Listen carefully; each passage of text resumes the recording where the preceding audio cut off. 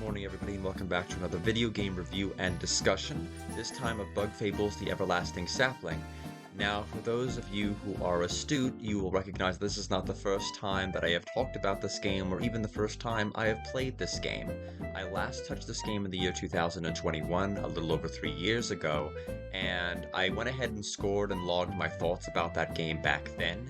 But then the game went untouched for about 3 years until Weirdproq redeemed 15,000 blobert points and had me play it again. And I went ahead and streamed it, finished up the game on Thursday the 25th.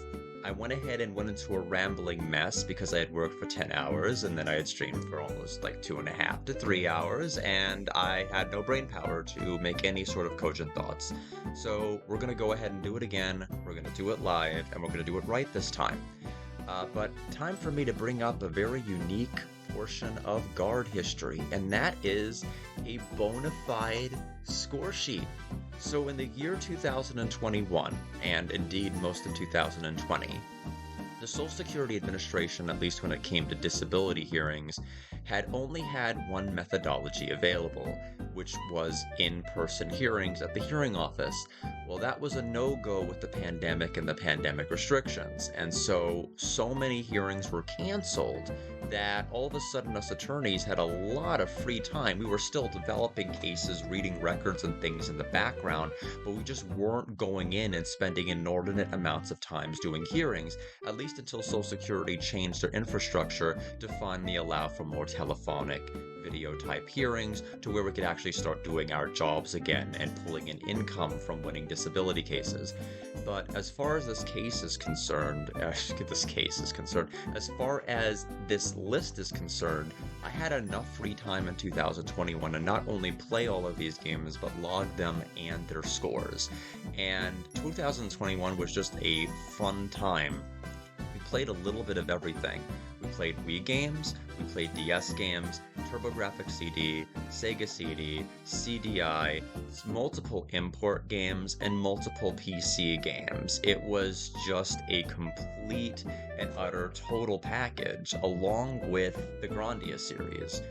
And ultimately we ended up getting to Extreme later on, and I went ahead and scored that particular game as well and gave that one a 74. But this is the only list I have historically kept, and now that I look at it, there is a typo in Mutant Rampage Body Slam. That is a 67 and not a 77. There is no way it's tied with Grandia 3 and Wolfchild. It's supposed to be a 67. I never went around to fix it. Now, so, for those who are wondering about this particular game and wanting to know where it stacks compared to the likes of Thousand Year Door, I gave Thousand Year Door when I had initially streamed it, when I initially played it, an 85 out of 100. My main criticisms of the game were that Chapter 2 and Chapter 3 were really unfun sections that were mashed together. The Punies, while cute and adorable in their little tree, were a nightmare to try to be able to manage and corral because they'd constantly fall down gaps and you'd constantly have to put them back together.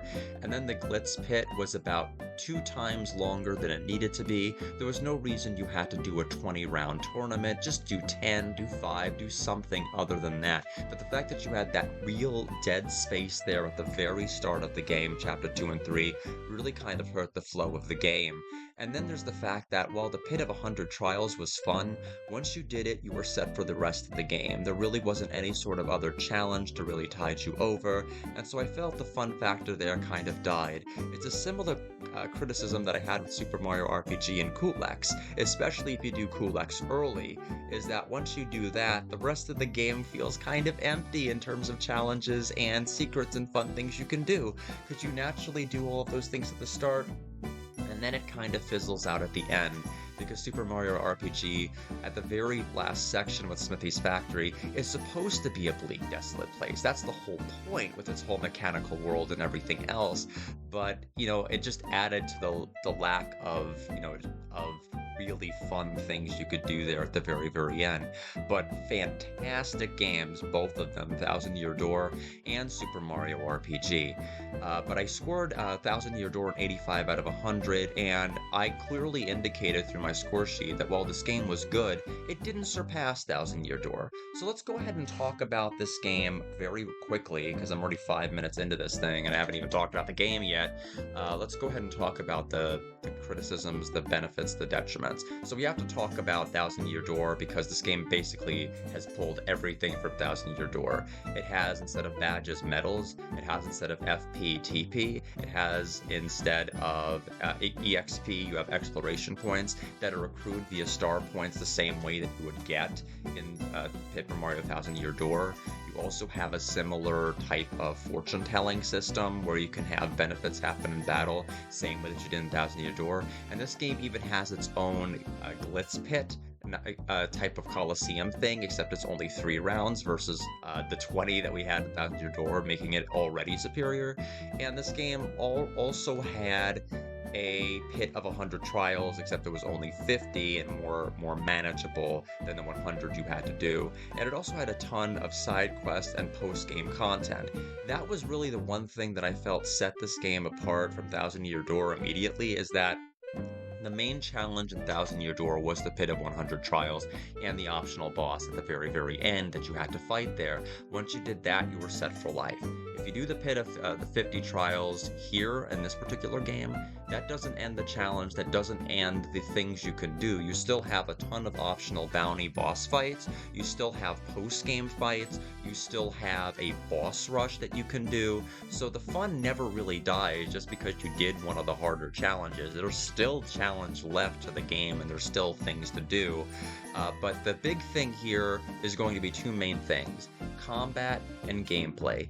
This game's combat system is an evolution of what the Thousand Year Door did. With Thousand Year Door, you had multiple characters, and you ended up having only 2 that you could use in battle at one time. Well, this game gives you 3, and the optional ability to pursue a 4th character, which is the creature with the bow you see at the very back behind V there.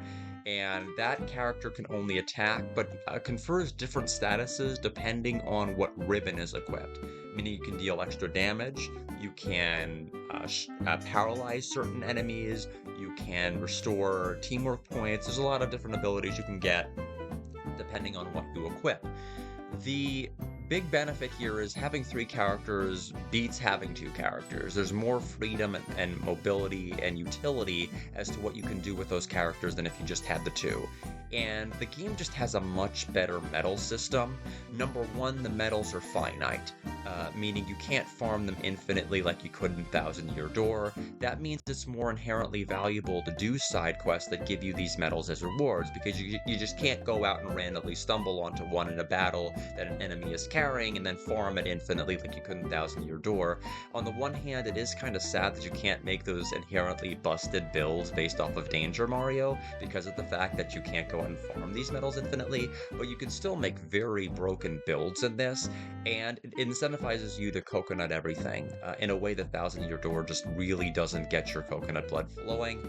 It does have star pieces, and this game does have crystal berries, which is basically the equivalent of star pieces, but I overall found the crystal berries to be more fun to collect than the star pieces. I might be in the minority there. So that was really the big main thing, and this game also just has abilities that just kind of trump Thousand Year Door in terms of their execution. There's actually a medal that makes all ability casts cost HP versus TP, and that really opens up the door for some crazy builds. You can put it on a character that has high TP output to purposely lower their HP to be able to take advantage of certain medals that might benefit from low HP.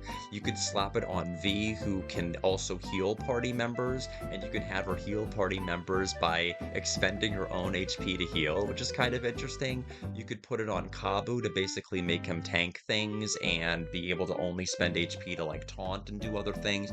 There's a wide variety of things you could do, and that badge is probably one of the, or medal, excuse me, I knew I was going to get them mixed up eventually, is probably the leading way that you're going to be able to do everything in this particular game. It really opens up so many builds and makes them viable. It also has status, ailment, benefits, detriments, and a lot of different fun customization you can do. The main downside is you get all 3 main characters at the very start, Chapter 1. You don't have the ability to have characters naturally join you. You have guest characters that show up and then leave, and there's a fair number of guest characters, don't get me wrong, but it's not the same as having a lot of different characters with a lot of different abilities.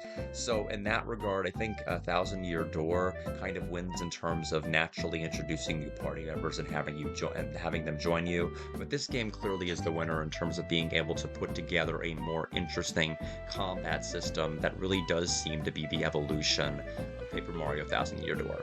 So let's get to the ultimate question then. If the combat is so much better than Thousand Year Door in my opinion, why did I score an 82 in 2021 when I gave Thousand Year Door an 85? And why is it higher, lower, or the same score now in 2024? Well, the answer is it is a higher score because I do think I underestimated the amount of fun and customization you could have with this build, and just how satisfying it was to grind out side quests to get these various medals to collect. But the game can never get higher than the 85. It can't even meet the 85 that Thousand Year Door did, and it's for one simple reason. The mobility in this game and moving around and exploring areas is less satisfying and fun to do than it ever was in Thousand Year Door. In the Thousand Year Door, it was first and foremost a Mario game, meaning it had a distinct emphasis on platforming and an emphasis on puzzles related to that platforming that was intuitive, made sense, and wasn't broken in its execution and implementation. Meaning that when you had to line up certain character partner abilities to be able to interact with certain switches or things, it lined up and worked and made logical sense what you needed to do. This game started off well. Snakemouth Den, Chapter 1, I'm just going to go on record and say it's the best first dungeon I've probably played out of any game. I'm not even joking. In terms of the way that the puzzles are laid out, the interaction between certain party member abilities that logically flow to other abilities, and just the way that everything lines up and it evenly distributes the characters' abilities on the overworld, I think it's brilliant stuff. I think it did really, really well in Chapter 1, but the rest of the game completely just derailed itself. It ended up having puzzles and solutions that did not make intuitive sense. Solutions that seemed like solutions that were cheesing the game, when in reality it was the only way to achieve the solution of the puzzle. And it's because traveling and exploring is the lifeblood of being able to experience everything else, the combat the game has to offer, the side quests you need to complete, I found it to be a less overall satisfying experience than Thousand Year Door, despite the fact that the pacing of the Thousand Year Door was heavily hindered by chapters 2 and 3, and because of the fact that that Thousand Year Door did not have a lot of satisfying content after the pit of 100 trials, I felt like this game could have easily overtaken it, but it is just not fun to move and play it. It's only fun to do combat and collect the coconuts. It's not fun to actually run from room to room, which is kind of an important thing. And that is the single solitary reason this game can never get an 85. It gets an 84 in the year 2024. I feel like I genuinely underestimated it in 2021. But unfortunately, that's as high as it's going to get from me. And if I should ever replay it again in 2027, 2028, or whatever the case may be, I don't feel my opinion in that regard is going to change. I still think it's going to be a must-play over 80 score, but the mobility and utility of the abilities on the overworld completely destroys this game from getting higher than an 85 or an 85. Thank you all for listening, and thank you all for experiencing Bug Fables again with me, and I hope all of you have a good weekend.